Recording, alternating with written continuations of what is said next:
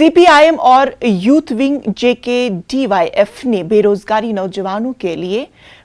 नौजवानों के लिए नौकरियों का मुतालबा करते हुए एहतिजाज किया।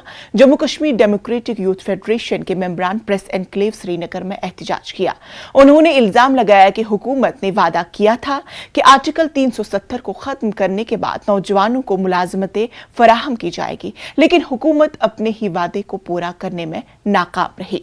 आज हम पूरे हिंदुस्तान में एहतिजाज कर रहे हैं क्योंकि पीएम मोदी ने गुज़श्ता 8 सालों में 16 करोड़ नौजवानों को भर्ती करने का वादा किया था, लेकिन तमाम वादे झूठे हुए।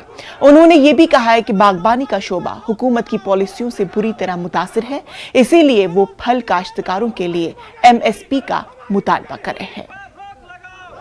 प्रोटेस्ट दो चीज़ों पे है, एक तो हमारा ऑल इंडिया डिमांड है अनएम्प्लॉयमेंट पे, और उसके लिए हम यहाँ पे प्रोटेस्ट अपना दर्ज कर रहे हैं कि ये सरकार पूरी तरह से फेल हुई है। 8 सालों में इन्होंने जो 16 करोड़ जॉब देने थे वो भी नहीं दिए, और नौजवान सवाल करता है आजकल कि हमारा जॉब कहाँ है। यहाँ के लोगों को, फ्रूट ग्रोवर्स को, ट्रेडर्स को एक मैसेज देना चाहते हैं।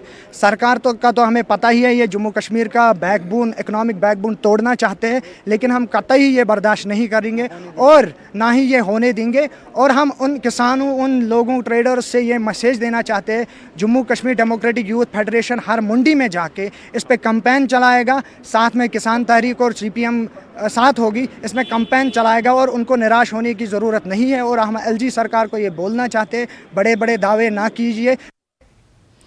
बांडीपुरा जिला